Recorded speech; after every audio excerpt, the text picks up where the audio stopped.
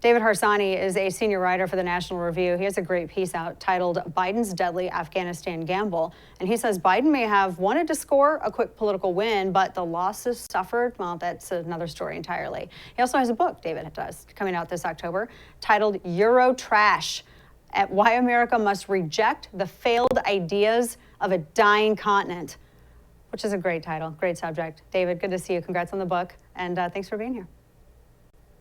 Thank you. Thanks for having me again.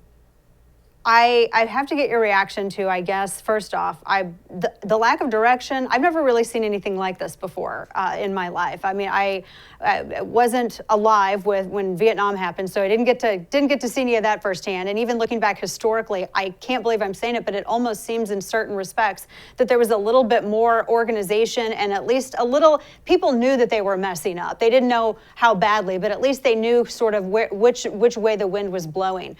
With this, we have either Lloyd Austin coming out or Mark Milley, John Kirby, Ned Price. Some days they say the same thing, some days they don't. Just like, for instance, the whole idea of why Bagram was closed and why it needed to be closed, when it needed to be closed. It didn't seem like Biden and Milley were on the same page with this. We're actually learning, David, more, I think, from foreign press on the ground than we are from our own government, which kudos, I guess, finally for the press figuring out what it's supposed to do. I just wanted to get your reaction to just all of this, and the past week and a half.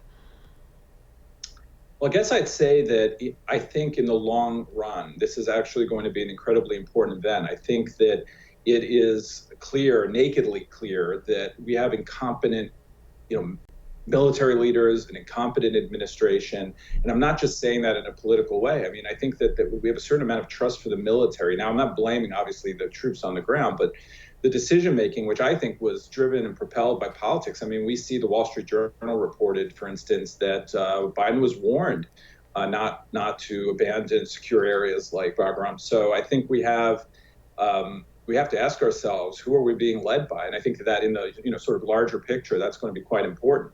In a more micro sense, I think we have something that is the biggest botched operation, at least since the end of Vietnam. I mean, this is, and then perhaps parts of Iraq was that way, but at least in 2 decades, this is the worst policy failure as far as foreign policy goes that I think we've seen.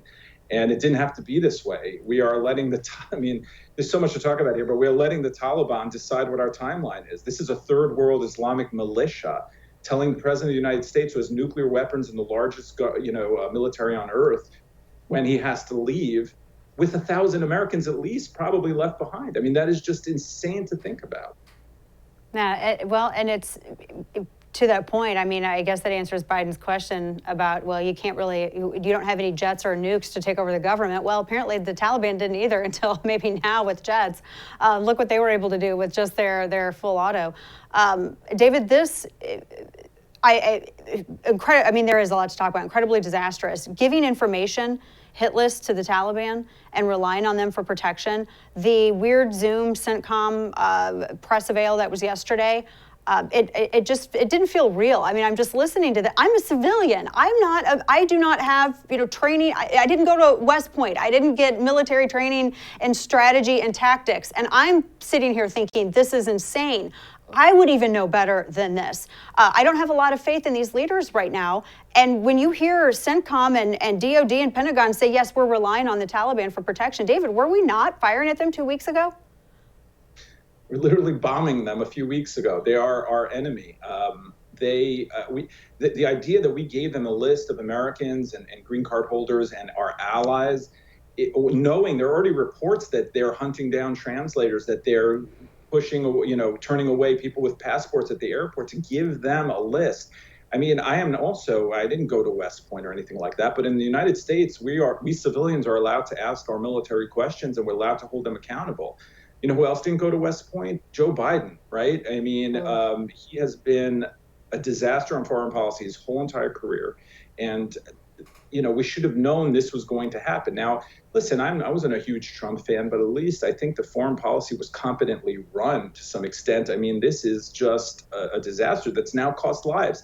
The other day he had the presser and he tried to frame it in a way that the critics were criticizing the troops on the ground. Like, and he kept saying how brave they were. Of course they're brave.